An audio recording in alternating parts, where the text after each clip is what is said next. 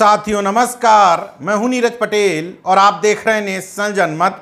2024 के लोकसभा चुनाव में जनता ने जिस तरह का जनादेश दिया है उससे एक बात साफ हो जाती है कि भले ही जोड़ तोड़ करके मोदी शाह की जोड़ी सरकार बनाने में कामयाब हो गई हो, लेकिन ब्रांड मोदी बुरी तरीके से पराजित हो चुका है। इसके साथ ही पीएम मोदी को विश्व का सबसे ताकतवर और लोकप्रिय नेता बताने का भक्तों का झुंझुना भी पूरी तरीके से धराशायी हो गया है। ऐसे में एक और बात निकल करके आती है कि भारतीय जनता पार्टी, जिसको अनुशासन वाली, संगठन वाली, कैडर वाली पार्टी कहा जाता था, उसमें ये तीनों धराशायी हो चुके हैं और ये पार्टी महज व्यक्तिवाद की भेंट चढ़ गई है। उस व्यक्तिवाद में मोदी और उसके बाद शाह का नाम आता है, बाकी सब साफ हो चुके हैं। यूं ही नहीं कह रहा हूं,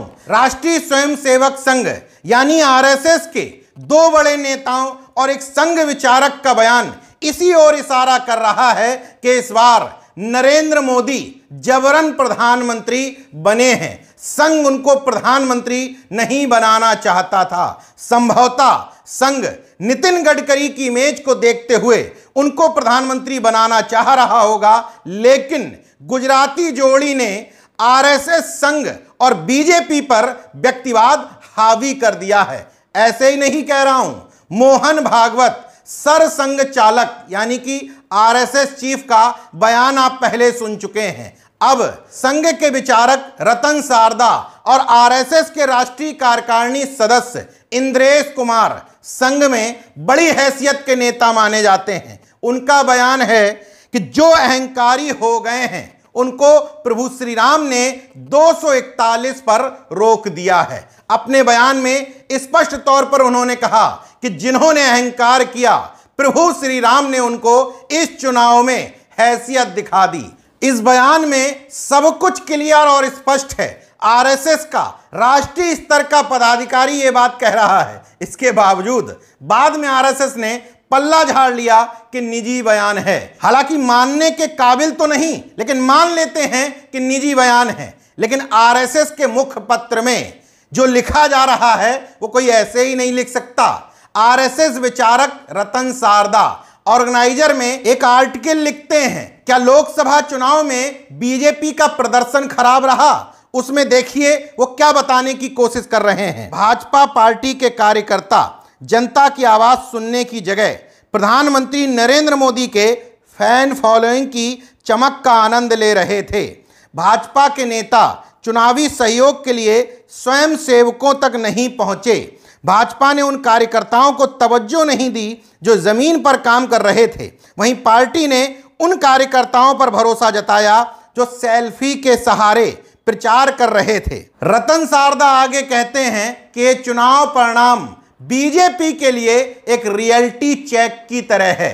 अब क्या कहोगे कि संघ के मुखपत्र में इस तरह की बातें लिखी जा रही हैं, ये भी निजी बयान है। चलिए आगे बढ़ते हैं। संघ के चीफ यानी कि मोहन भागवत एक बयान देते हैं संघ के ही कार्यक्रम में, जिसमें वो मर्यादा और अहंकार की बात तो करते ही हैं, मणिपुर मामले पर भी सवाल उठाते हैं कि आखिर 1 साल से ज्यादा समय से मणिपुर जल रहा है, इसके बावजूद उस पर ध्यान क्यों नहीं दिया जा रहा। सबसे महत्वपूर्ण टिप्पणी जिसमें अहंकार नहीं आता कि मैंने ये किया है, वो ही सेवक कहलाने का अधिकारी होता है। इसके अलावा चुनाव में झूठ प्रचारित करने को वो सही नहीं ठहराते।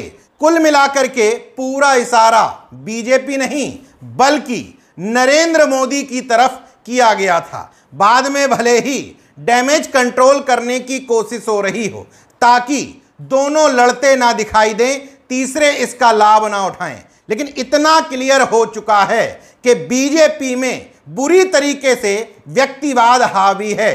दो गुजरातियों ने बीजेपी पर कब्जा करके रखा है।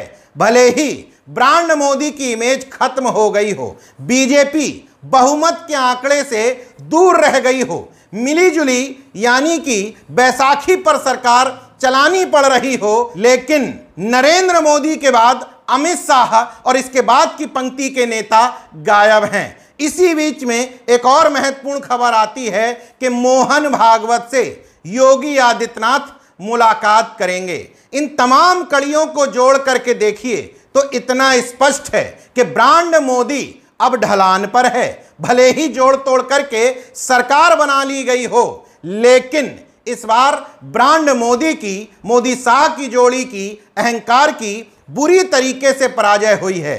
कुछ लोग इसको ड्रामेबाजी की तरह देख रहे हैं कि दोनों लोग आपस में लड़ते देखना चाहते हैं ताकि अन्य मुद्दों पर चर्चा ना हो, लेकिन नेशनल जनमत इस बात से सहमत नहीं है। जब संघ के दो बड़े नेता सार्वजनिक तौर पर हमला कर दें और ऑर्गेनाइजर में लेख लिखवा दिया जाए, ये सब कुछ अनायास ही नहीं हो रहा है।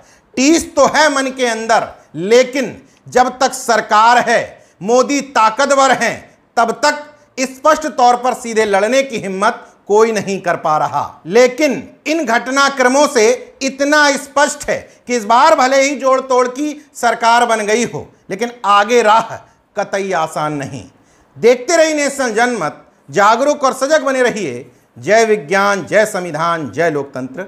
धन्यवाद।